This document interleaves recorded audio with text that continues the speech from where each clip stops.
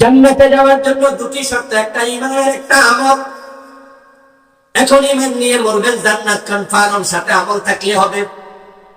আমল কারো কম থাকবে, কারো বেশি থাকবে, কিন্তু ঈমান সবার জন্য একরকম, আমলে হেরফের হবে। আবু বকরের আমল ওমরের আমল একরকম না। আমল ওমরের যা আমল উসমানের তা না, ইমাম আবু হানিফার যা ইমাম বুখারীর তা না, ইমাম বুখারী যা আপনার আমল। কিন্তু ঈমান সবার একরকম। লা ইলাহা ইল্লাল্লাহ মুহাম্মাদুর রাসূলুল্লাহ, এটা খুব সাবধান। এখন বাংলাদেশের মানুষ ঈমানে পেছ লাগাইয়া দিচ্ছে। কত মানুষ আছে নামাজ পড়ে কিন্তু ঈমান দেয় নাই,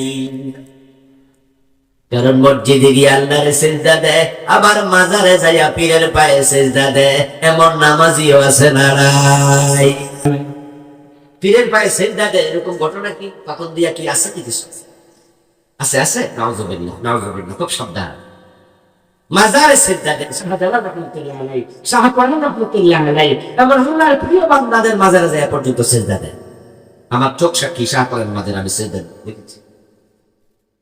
মাইনুদ্দিন চিশতি রাহমাতুল্লাহ আলাইহি ইন্ডিয়াতে গেলে তো ইয়ার খাজা বাবার কাছে আর অভাব নাই সীমিতের, কারণ বাংলাদেশ থেকে খাজা বাবার কাছে কি কি চাওয়া লাগবে অনেকে লিখতেও নিয়ে যায়, কারণ সে শুনেছে কেউ ফিরে না খালি হাতে, খাজা তোমার। আস্তাগফিরুল্লাহ আস্তাগফিরুল্লাহ। ও দোস্ত, শিরক যদি করেন ঈমান কিন্তু শেষ। তিনটা কাজ করলে ঈমান চলে যাবে। তিনটা কাজ করবেন না, প্লিজ করবেন না, করলে ঈমান নিয়ে মরতে পারবেন না। আর যার ঈমান নাই তার কপালে জান্নাত নেই।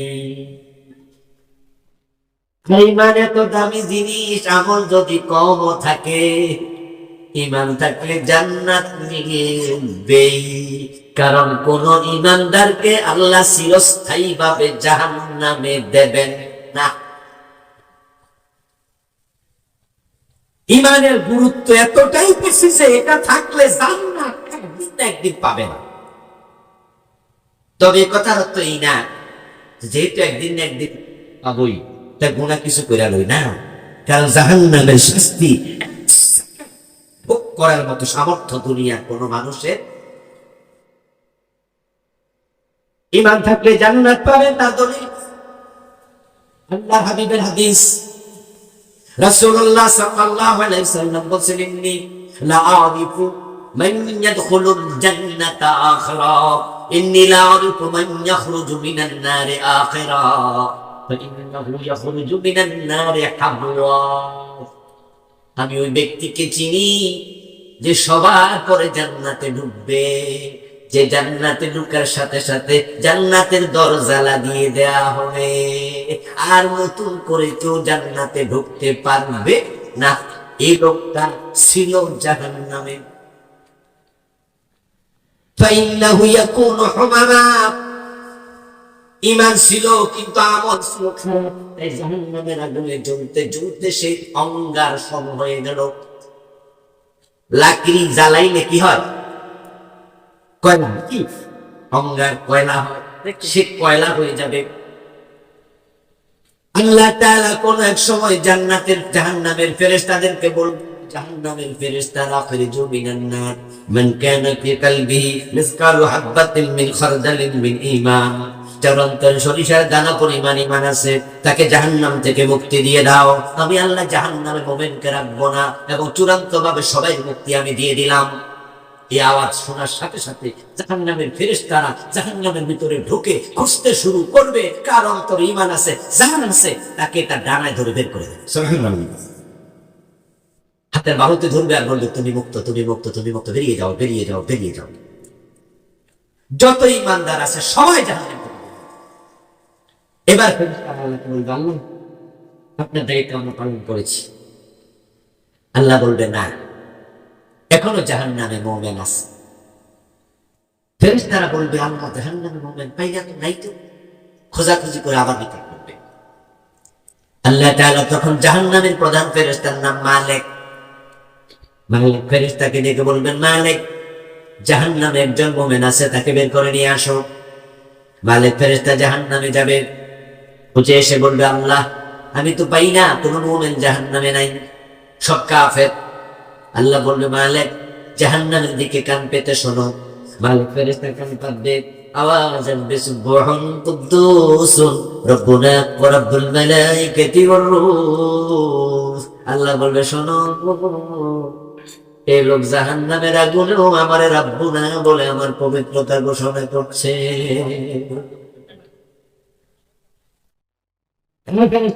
যাও যাও যাও, তাকে তুমি বের করে নিয়ে আস। মালিক ফেরেশতা যাবে, গিয়ে দেখবে আওয়াজটা আসতেছে এমন এক জায়গা থেকে যেখানে আওয়াজ আছে মানুষ নাই। আওয়াজ আছে, এদিকে তাকান না, ওইদিকে কি, তাতে মনোযোগ থাকবে না। আওয়াজ আছে, মানুষ নেই। দেখবে সেখানে জাহান্নামের কিছু কীট পতঙ্গ পড়ে আছে, আগুন হাউদাও করে তো জ্বলছেই। কীট পতঙ্গ গুলো সরাবে, সরে তারপরে তাকে বের করবে। দেখবে কীট পতঙ্গের নিচে আগুনের ভিতরে অঙ্গার সম, কয়লা সম একজন পড়ে আছে, যার মুখ থেকে তাজবি বের হচ্ছে এবং তার সেজদার জায়গা কপাল জাহান্নামের আগুন খায় নাই, ওটা বাকি আছে। এবার ফেরেশতা মালিক তার টান দিয়ে তুলবে, তুলে বসাবে, বসায় বলবে আল্লাহ তাআলা তোমাকে জাহান্নাম থেকে মুক্তি দিয়েছে, তুমি জাহান্নাম থেকে বের হও। কিন্তু লোকটা বের হতে পারবে না। জাহান্নামের আগুনে জ্বলতে জ্বলতে এতটাই শীর্ণকায় জীর্ণ হয়েছে যে, ক্ষীণকায় দুর্বল হয়েছে যে বের হওয়ার মতো শক্তি নাই। রাসূল বলে ইয়াখরুজু মিনান নারি হাব্বুহা, সেটা নিতম্বের উপরে, ব্যাকসাইডের উপরে ভর দিয়া ক্রলিং করতে থাকে। ছোট বাচ্চারা ছোটকালে হাঁটার আগে যে হামাগুড়ি শিখে ওরকম করে ক্রলিং করবে। ক্রলিং করতে করতে জাহান্নাম থেকে বের হবে। এবার সে জান্নাতে ঢুকবে। প্রিয় নবী বলেন লাস্টে জান্নাতে ঢুকলো সবার পরে আল্লাহ তাকেও জান্নাতে দুনিয়ার সমান 10টা দুনিয়া জায়গা দিয়ে দেবে। এই হাদিস দিয়ে প্রমাণ হয়, হাদিস সহিহ মুসলিম আছে, এই হাদিস দিয়ে প্রমাণ হয় জান্নাতে মানুষ ঈমান থাকলে একদিন না একদিন ঢুকবেই। তাহলে আবার ঈমানটা শক্ত করে লালন করতে হবে, কারণ 3টা কাজ করলে ঈমানটা চলে যায়। 1 নাম্বার কুফর, 2 নাম্বার শিরিক, 3 নাম্বার নিফাক। এই 3টা জিনিস থেকে বেঁচে থাকবেন, ইনশাআল্লাহ আপনি ঈমান নিয়ে বলবেন। এটা জান্নাতে যাওয়ার জন্য আল্লাহর দেয়া প্রথম শর্ত। নবীর বাবা ঈমান নাই, জান্নাত পাবে না। যেমন আজব, ইব্রাহিম নবীর বাবা ঈমান নাই। নবীর ছেলে ঈমান নাই, জান্নাত পাবে না। যেমন কেনাআন, বাবার নাম কি? নূহ আলাইহিস সালাম। নবীর বউ ঈমান নাই, জান্নাত পাবে না। লূত আলাইহিস সালাম।